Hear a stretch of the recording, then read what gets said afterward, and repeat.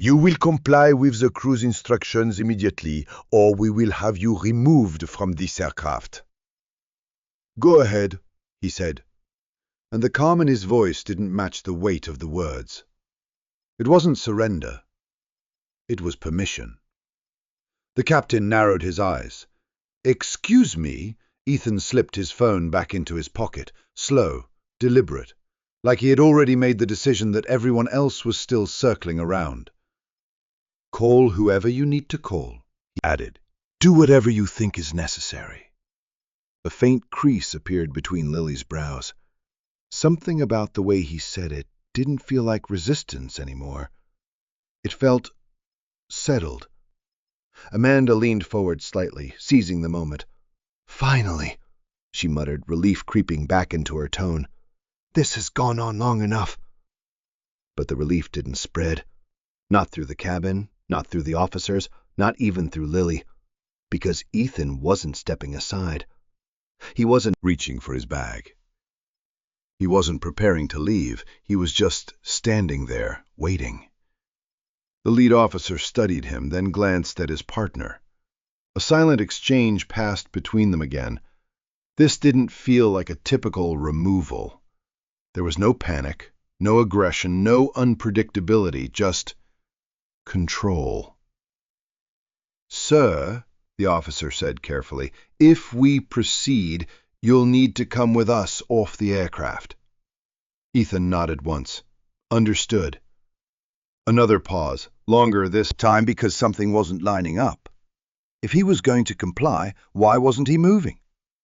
The captain took a step forward, impatience breaking through now. Then let's not waste any more time, he said. We're already behind schedule. Behind schedule. Time, again, pressure, again, but now it felt hollow. Ethan tilted his head slightly, as if considering that word.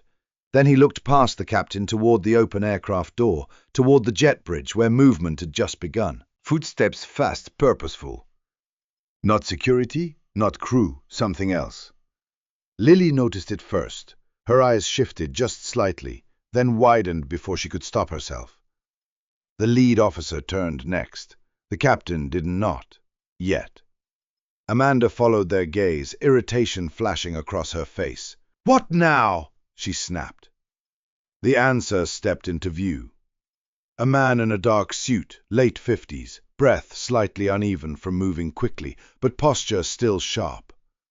Not airport staff, not crew. Authority of a different kind. He didn't ask permission to enter. Hold this flight! The words cut through the cabin like a blade. The captain turned, irritation already forming. Excuse me, sir, you can't just— Yes, the man said, not raising his voice, but not slowing down either. I can. He stepped fully into the cabin now, eyes scanning once landing exactly where they needed to on Ethan. A flicker, recognition immediate, and everything changed in that fraction of a second. The man straightened, the urgency in his posture sharpening into something more precise, more controlled. Mr. Walker, he said, not loud, but clear enough that the entire cabin heard it. Amanda's expression froze. The captain's words died before they could form. Lily's hand, still resting near her radio, went completely still. The lead officer took a half-step back, without realizing it because the tone had shifted. Not just respectful, careful. Ethan didn't move, didn't react the way someone might expect after being publicly recognized. He just looked at the man. Did you get my message? Ethan asked. The man nodded immediately. Yes, sir. Sir. That word landed harder than anything else so far. Amanda's eyes flicked between them, confusion breaking through the last pieces of her certainty. What is this? She demanded, voice sharper now but thinner. No one answered her because no one was looking at her anymore. The man in the suit took another step forward, lowering his voice slightly, but not enough to hide the urgency. The board has been notified, Legal is already reviewing. A ripple moved through the cabin. Not confusion this time, something else, something heavier. The captain's face tightened, color shifting just slightly. "I'm going to need an explanation," he said. But the authority in his voice wasn't landing the same way anymore. Not after that word. "Sir," Ethan finally moved just enough to turn fully toward the captain, and when he spoke his voice was calm, controlled. But now there was something else in it, something that had been there all along. "You're getting one," he said. The woman did not look up right away. She adjusted the silk scarf around her neck, slow, deliberate, as if the world moved on her timing. One leg crossed over the other. A glass of pre-boarding champagne rested lightly in her hand. Everything about her said she belonged there. Everything about the moment said she had no intention of moving. Michael stood still in the aisle, not blocking, not rushing, just present. "Excuse me," he said, calm even. "I think you're in my seat." Now she looked up. Rebecca Whitmore, 48, the kind of face that had spent decades being agreed with. Her eyes moved over him once. Shoes, jeans, shirt, no watch, no signal of status. The judgment was instant, final. "I don't think so," she replied, her voice smooth but edged. "This is 2A. Michael didn't react. He had seen this before, not the exact moment, but the pattern, the quiet dismissal, the assumption dressed as certainty. "Yes," he said, holding up his boarding pass without stepping closer. "That's what mine says too." She didn't take it. Instead, she lifted her phone, tilted it just enough to glance at her screen, then gave a small, almost amused smile. "Well, then there must be a mistake," she said, "because I'm already seated." Behind them, the line slowed. A man cleared his throat. Another leaned slightly to see around Michael's shoulder. The tension had started to spread, subtle but growing, like pressure building under glass. Michael exhaled slowly. "Would you mind checking the seat number again?" That did it. Her expression hardened just enough. Not anger, something colder. Offense. "I already did," she replied, her voice smooth but edged. "This is 2A. A pause, not loud, not dramatic, but it landed, always as if routine was ownership, as if repetition created rights. Michael's grip tightened slightly on his bag, not out of anger, control. "Seats change every flight," he replied, still calm. "It's assigned on the ticket." Rebecca let out a short breath through her nose, almost a laugh. "Listen," she said, leaning back slightly, settling deeper into the leather. "Why don't you just take another seat? I'm sure there's space." The words were casual, easy, as if she were offering a favor. Michael's eyes didn't move from hers. "I paid for this seat." "And I didn't," she shot back, sharper now. A flicker of silence passed between them, not empty, charged. Across the aisle, a woman in her 60s lowered her magazine halfway, watching openly now. A younger man 2 rows back lifted his phone just slightly, pretending to check a message, but the angle was wrong. He was recording. Michael noticed. He always noticed. "I'm not asking for anything extra," he said, voice steady, low. "Just what's mine."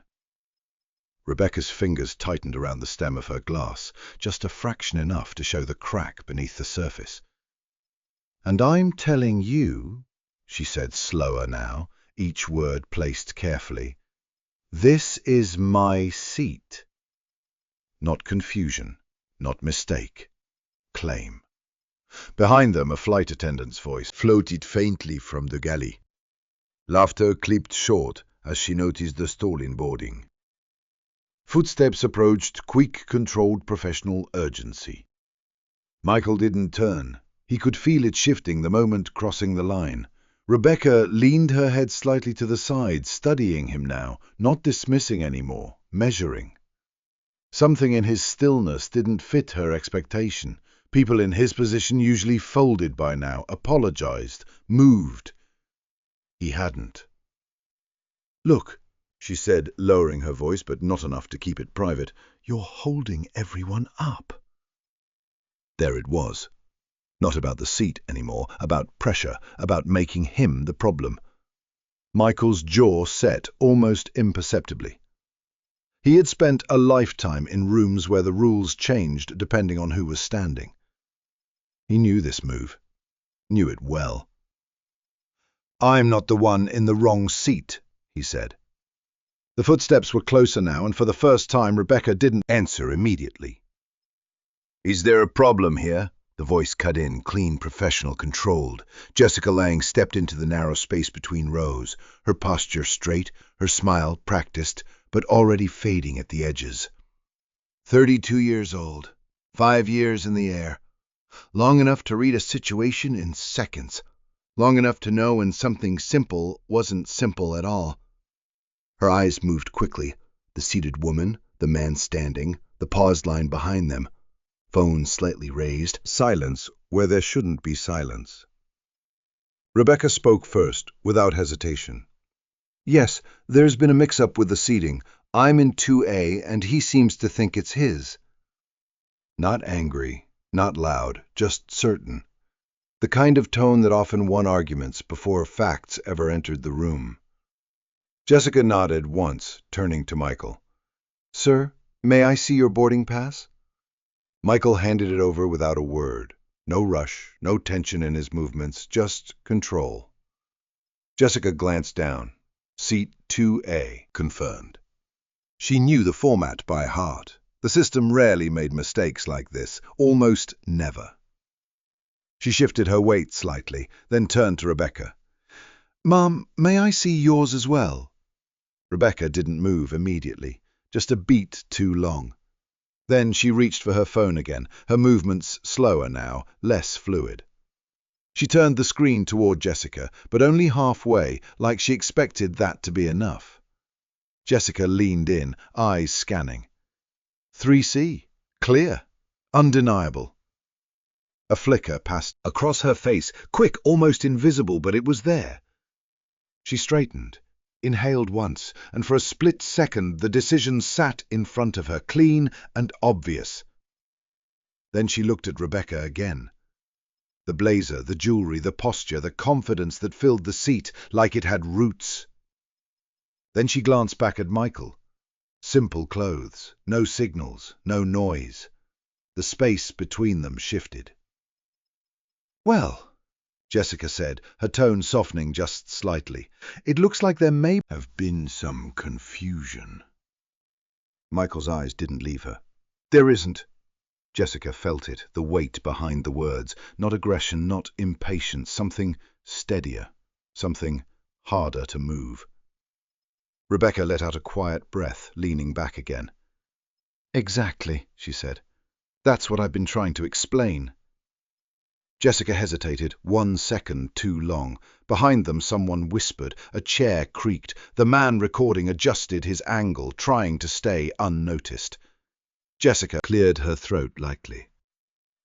"Ma'am," she began, turning toward Rebecca, "your assigned seat is 3C. Rebecca's smile didn't disappear. It tightened. "I don't think so," she said, her voice lower now, controlled in a different way. "I fly this route every month. I always sit here." Jessica held her ground, but her fingers tightened slightly around the tablet in her hand. "I understand, but for this flight your boarding pass shows—" "I heard you," Rebecca cut in, not raising her voice, but sharpening it just enough to slice through the space. "And I'm telling you that's not correct." The air shifted again, not louder, heavier. Jessica glanced at Michael. He hadn't moved, not an inch, his bag still in his hand, his posture unchanged, waiting, watching, letting the truth sit in the room without forcing it. People like him, she thought, usually argue, they push, they escalate. He didn't, and somehow that made it worse. "Sir," Jessica said, turning back to him, her tone carefully neutral. Would you be willing to step aside for just a moment while I sort this out? There it was. Not a command, but a direction. A subtle shift of pressure. Michael blinked once. Slow, deliberate. Step aside, he repeated. Jessica felt the eyes on her now. The cabin, the phones, the silence that had stretched too far. Just briefly, she said, so we can keep boarding on schedule. Rebecca exhaled softly, almost satisfied, lifting her glass again as if the outcome had already been decided. Michael looked at Jessica for a long second, then past her at the passengers, the watching, the waiting, at the system already leaning. When he spoke again, his voice was still calm, but something in it had changed. No, he said quietly. The word didn't echo, but it stayed. Jessica felt it settle in the space between them, heavier than anything said before. Not loud, not aggressive, just final. Rebecca lowered her glass slowly, eyes narrowing now, studying Michael in a way she hadn't before. Not dismissing anymore. Something closer to irritation, or maybe disbelief. I'm sorry, Jessica said, her voice still polite, but tighter. Michael didn't raise his voice. I'm not stepping aside, he said. There's nothing to sort out. That's my seat. A murmur moved through the cabin, small, quick, like wind brushing through dry leaves, people shifting, leaning, watching, more openly now. Jessica glanced over her shoulder toward the galley. Time was slipping. Boarding had stopped. The line behind Michael had grown restless. A man checked his watch with exaggerated impatience. A woman sighed loud enough to be heard. Pressure was building, and it was landing on her. Sir, Jessica said, lowering her voice slightly, stepping closer so the conversation felt contained, even though it wasn't. I understand your concern, but we need to keep things moving. If you could just... No, Michael repeated, just as calm, just as steady. That did it. Rebecca let out a short laugh, sharp and humorless. This is ridiculous, she said, turning slightly toward Jessica, but loud enough for everyone. Are you really going to let him hold up the entire fight over a misunderstanding? Misunderstanding. The word hung there clean and convenient. Michael's jaw tightened, not much, just enough. Jessica felt the shift again, the line between right and easy, between procedure and pressure. Ma'am, she said carefully, your ticket does indicate seat 3C. Rebecca's smile faded completely now. Then your system is wrong. Jessica hesitated. Behind her, another flight attendant appeared at the edge of the aisle, eyes questioning. What's going on? The look said everything. Jessica gave the smallest shake of her head, not yet. Rebecca leaned forward slightly, her voice dropping, more controlled now, more dangerous. I'm not moving, she said. I have an important meeting the moment I land. I booked this seat for a reason. Michael watched her unblinking. He had heard versions of this his entire life. Importance used like currency, urgency used like leverage. So did I, he said. Their eyes locked. Not loud, not explosive, but neither one gave an inch. Jessica felt the moment slipping past her control. Protocol was clear. The boarding pass decided the seat, no exception, no negotiations. But reality was different. Reality had optics, complaints, escalations, reports that followed you long after the flight landed. Sir, she said again, this time firmer, a thin edge breaking through her calm. If you continue to refuse crew instructions, we may need to involve a supervisor. There it was. Not quite a threat, but close enough. A few passengers shifted uncomfortably. The man recording steadied his phone. The older woman across the aisle frowned. her lips pressing into a thin line. Michael didn't look at Jessica this time. He looked at Rebecca, then back at Jessica. "Refuse what?" he asked quietly. "Sitting in the seat I paid for." Jessica opened her mouth, then closed it. For a second she had no answer. Rebecca stepped in, seizing the silence. "He's being disruptive," she said. "You can't just let people do whatever they want because they claim something." "Claim?" Michael almost smiled. "Almost." "I didn't claim anything," he said. "I showed you proof." Jessica's grip tightened on her tablet. The situation was no longer contained. It was visible, public, and growing. From the front of the cabin, a new presence moved closer, slower, heavier. Authority without hurry. The captain had stepped out. Captain Daniel Reeves did not rush. He walked down the aisle with the kind of measured control that came from years of being obeyed without question. 52 years old, silver at the temples, uniform pressed sharp enough to cut. His presence alone shifted the cabin. Conversations died completely now. Even the quiet movement stopped. "What's going on?" he asked, voice calm but carrying. Jessica straightened slightly. "Seat discrepancy, sir. 2 passengers assigned to 2A. Daniel's eyes moved once, Rebecca, then Michael. He didn't ask for the boarding pass, not yet." Rebecca spoke before anyone else could. "I've been sitting here the entire time," she said, her tone composed but edged with impatience. "And now he's insisting I move, even though there's clearly been a mistake." Daniel gave a small nod, as if acknowledging reason. Then he looked at Michael, a pause, a quick scan. Clothes, posture, expression, everything, processed in seconds, a judgment forming before the facts even arrived. "Sir," Daniel said, his tone polite but already leaning, "can I ask you to step out of the aisle so we can resolve this without delaying the flight?"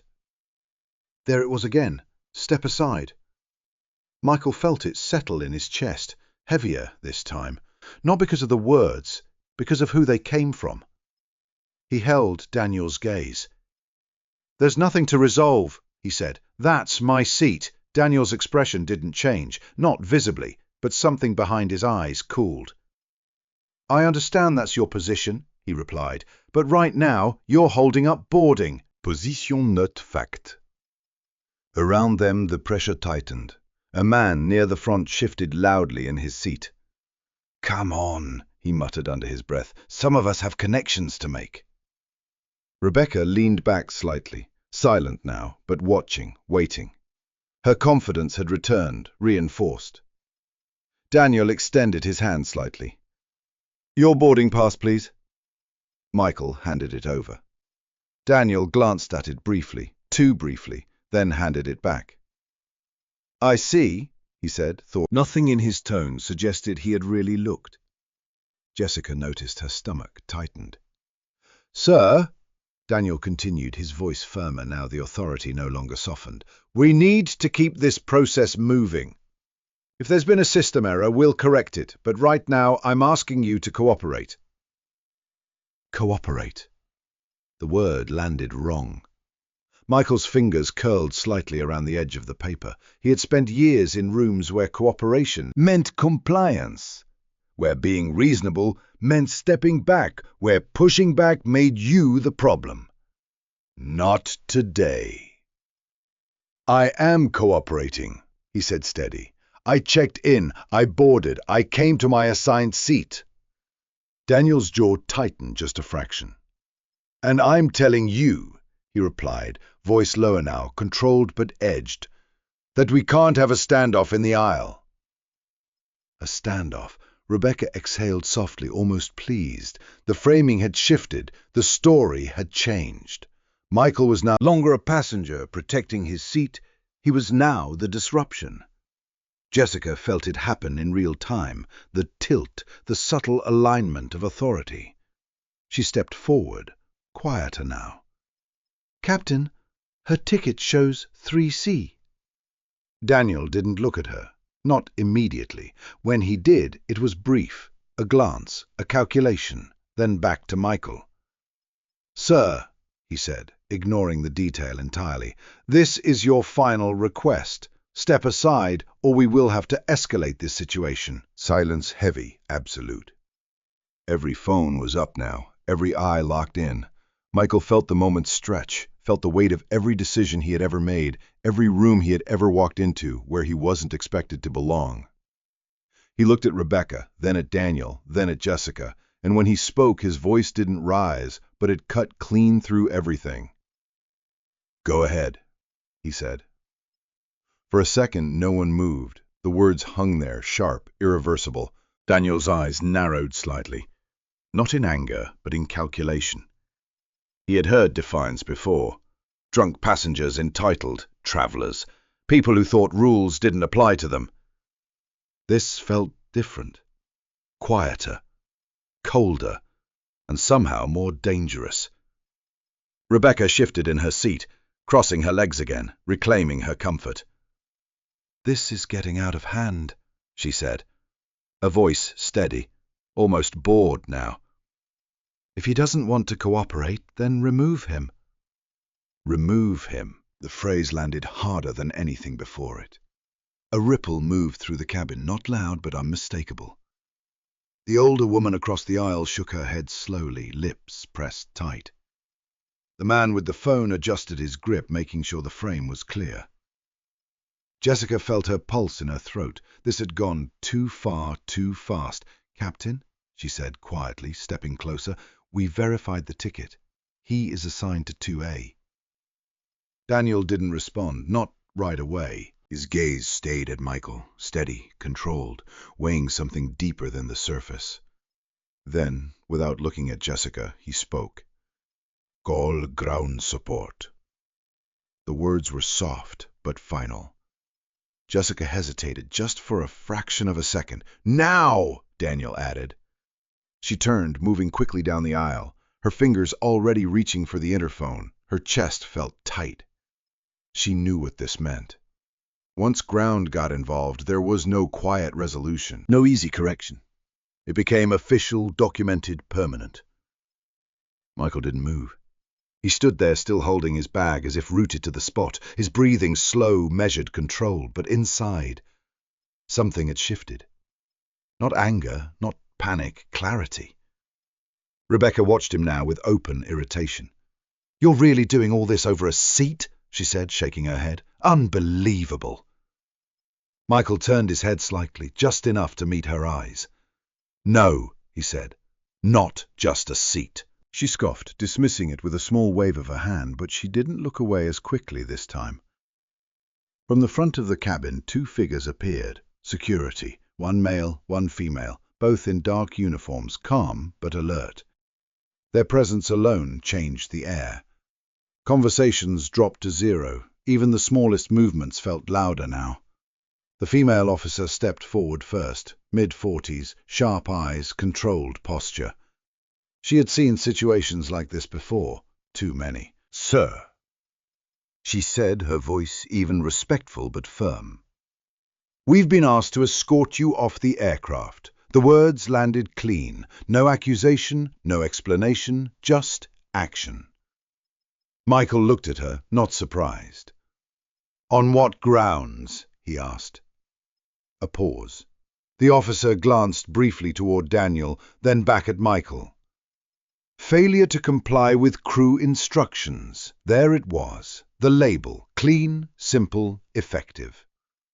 Michael let out a quiet breath, not frustration, recognition. "I showed my ticket. I stayed calm. I didn't raise my voice." The officer's expression didn't change, but something in her eyes flickered. She knew. Of course she knew, but procedure was procedure. "Sir," she repeated, softer now, "I need you to come with us." Behind them a voice cut through. "That's not right!" The older woman across the aisle had stood up now, her hand gripping the armrest for support.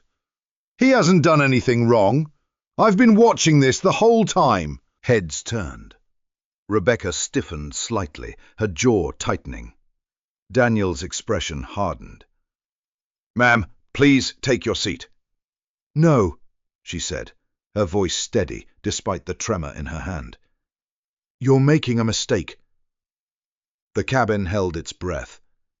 Michael looked at her, then back at the officer, then at Daniel. And in that moment, something invisible shifted again. Not louder, but deeper. Because this was no longer just about a seat.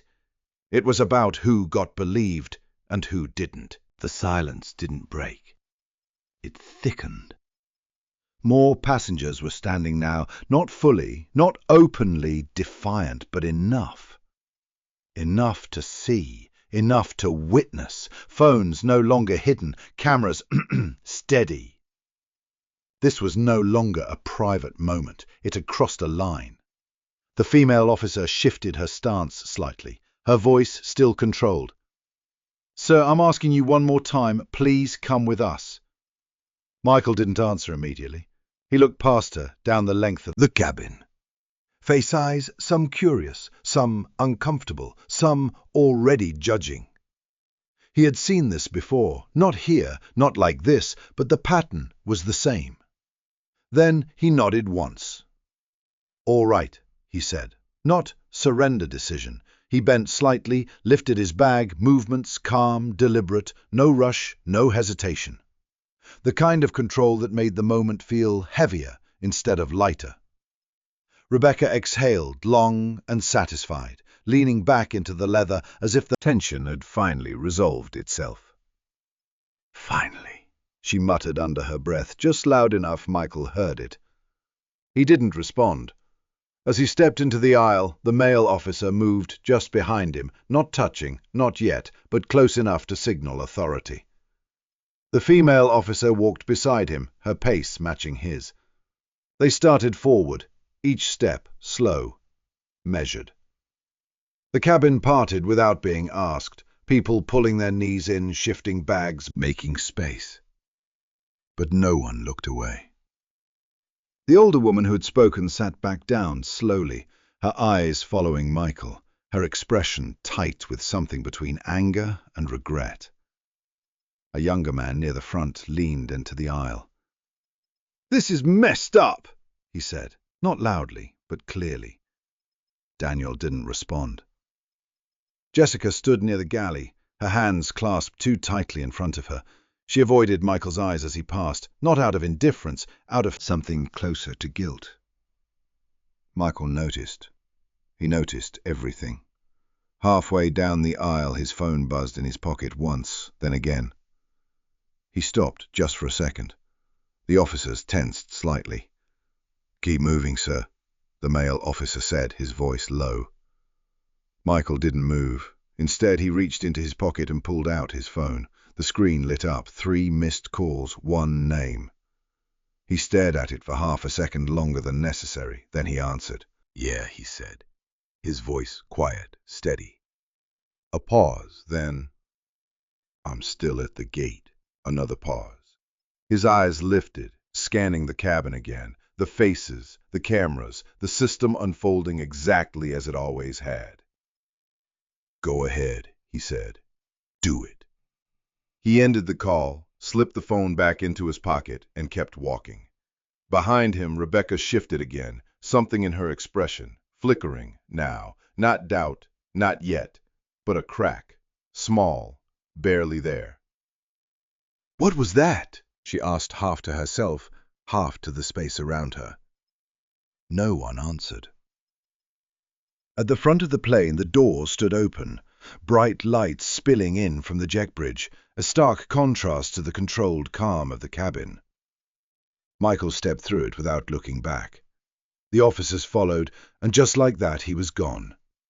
But the silence he left behind didn't fade. It grew. Because something about the way he walked out didn't feel like defeat. It felt like a beginning. The cabin didn't recover, not right away. People sat, but they didn't settle. The usual sounds of pre-flight never returned. No quiet chatter, no clinking glasses, just a low, uneasy silence that refused to smooth itself out. Rebecca shifted again in seat 2A, adjusting her scarf with sharper movements now. The comfort she had claimed minutes ago didn't fit the same way anymore.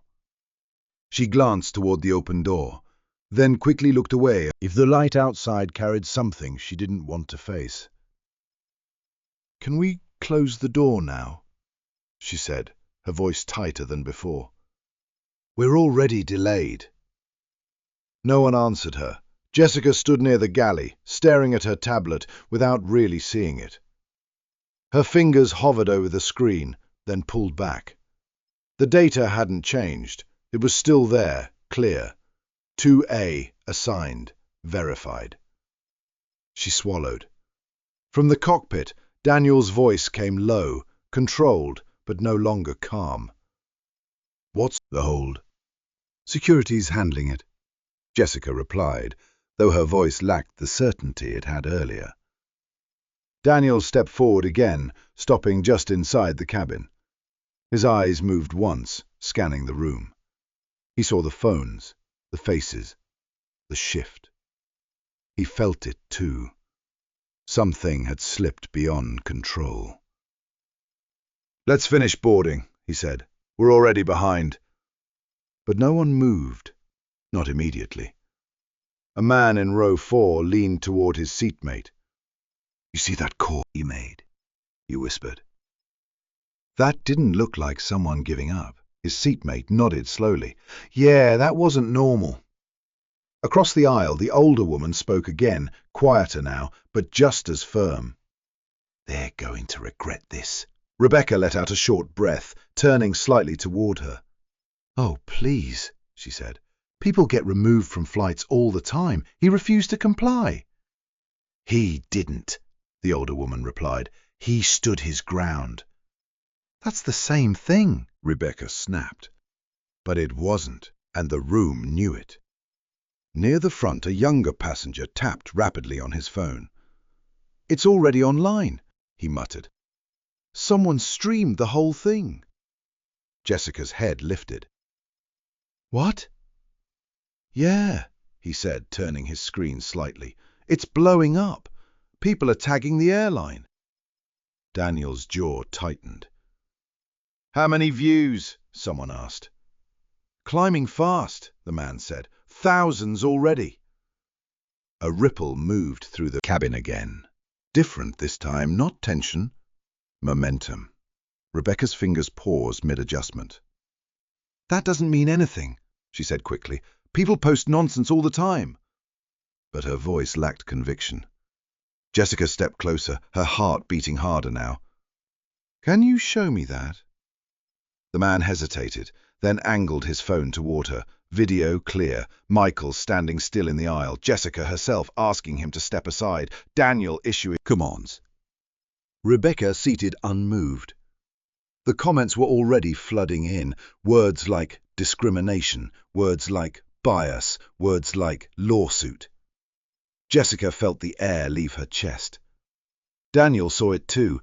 He turned sharply toward the cockpit, then back again, calculating faster now. This was no longer a contained issue. It had crossed into something bigger, something public, something that didn't stay on the ground. "Get ground control on the line," he said quietly. Jessica didn't move. "Now!" She turned her hands no longer steady. Rebecca watched all of this, her posture stiffening, her earlier certainty cracking further. "This is being blown out of proportion," she said, but no one picked it up. No one supported it, because the room had changed. And outside the aircraft, beyond the narrow door and the controlled space of first class, something else had already started moving, fast, unstoppable, and none of them knew just how far it had already gone. Michael didn't leave the gate. He stood just beyond the jet bridge, off to the side where the noise dropped and the air felt colder. The officers stayed close, but not crowding him now. The urgency had faded from their posture. Something about him had changed the tone. Or maybe it had been there all along. The female officer glanced at him. "Sir, they'll likely rebook you on the next flight," she said, softer now. Michael gave a small nod. "That won't be necessary." She studied him for a second. Calm. Too calm. Not the look of someone who had just been removed from a flight. His phone buzzed again. He answered immediately this time. "Tell me." A pause. Then he listened, completely still. "Good," he said after a moment. "Loop in legal and get me the full crew roster." Another pause. His eyes lifted toward the aircraft door. "Now!" He ended the call. The male officer shifted slightly. "Sir, can I ask what's going on?" Michael slipped his phone back into his pocket. "You'll see," he said. Inside the plane, everything was moving faster. Not smoother, faster. Jessica stood near the galley, one hand pressed lightly against the counter as she listened to ground control through her headset. Her face had lost all color. "Yes, I understand. Right now?" she said, her voice barely steady. Across the cabin, Rebecca sat upright, now no longer relaxed.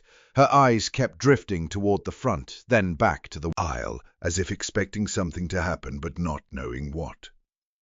Daniel stood near the cockpit door, phone pressed to his ear, his voice low and controlled. "With all due respect, we handled the situation according to protocol," he said. "The passenger was non-compliant."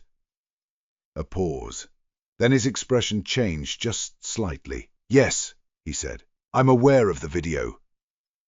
Another pause, longer this time. His jaw tightened. "I understand," he said again, but the words didn't carry the same authority anymore. Jessica turned, slowly lowering her headset. "Captain," Daniel held up a hand. "Silence!" Then he spoke into the phone one last time. "We'll take care of it." He ended the call. For a moment, he didn't move. Then he turned. "Bring him back." The words hit the cabin like a sudden drop in altitude. Jessica blinked. "Sir, now," Daniel said sharper this time. She didn't hesitate again. She moved quickly down the aisle, past the watching passengers, past Rebecca, who turned in her seat, confusion flashing across her face. "What do you mean, bring him back?" Rebecca asked, her voice rising slightly. No one answered her.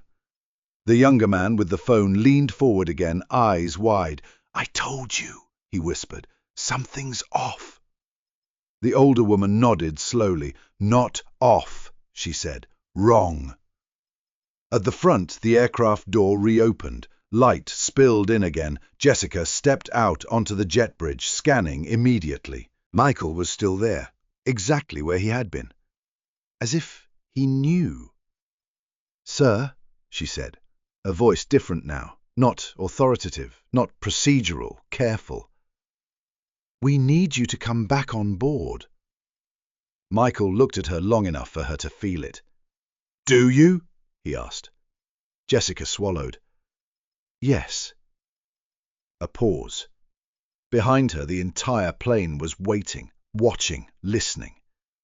Michael picked up his bag and stepped forward. The cabin went silent the moment he stepped back in. Not the polite silence from before. This one was heavier, aware watching. Michael walked down the aisle the same way he had before, slow, measured, controlled. But now every eye followed him without hesitation. Phones still up, no one pretending anymore. Jessica walked just ahead of him, her posture tighter, her movements careful, like every step had to be correct this time. She didn't look back. Rebecca did. Her confidence had thinned, not gone, but shaken. Her fingers rested on armrests now, no longer relaxed, no longer certain. She watched Michael approach with a look she hadn't worn before. Uncertainty. Daniel stood near row 2, waiting. Not towering now, waiting. Michael stopped in front of him, close enough that neither had to raise their voice. For a second, neither spoke. Then Daniel did something no one expected. He stepped aside. A small movement, but it shifted everything. "Mr. Carter," he said, voice controlled but stripped of its earlier edge. "There's been a misunderstanding. Your seat is, of course, 2A. Of course." The words landed differently now. Michael held his gaze. "Of course," he repeated quietly. Jessica stood frozen, her tablet still in her hand, her throat tight. She had seen reversals before, not like this, not this fast, not this complete. Rebecca blinked, the change hitting her all at once. "Wait," she said, her voice sharp, almost breaking. "What is this, you said?" Daniel didn't look at her. "Ma'am," he said, calm but firm, "your assigned seat is 3C.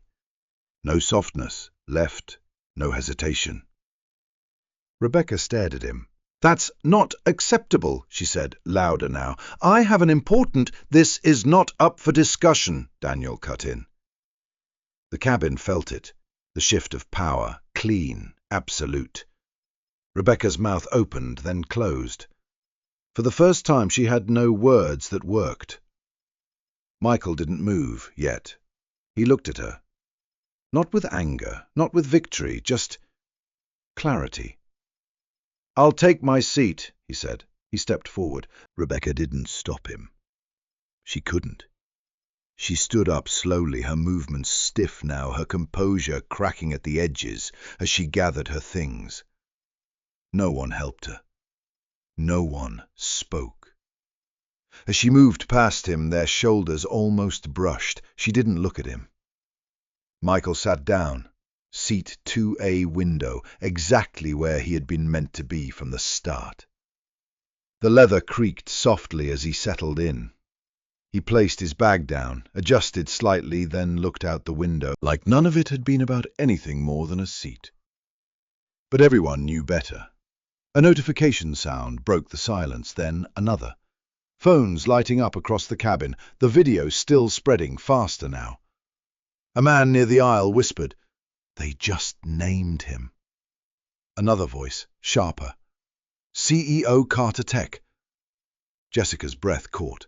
Daniel didn't move. Rebecca froze mid-step. Michael didn't turn, didn't react.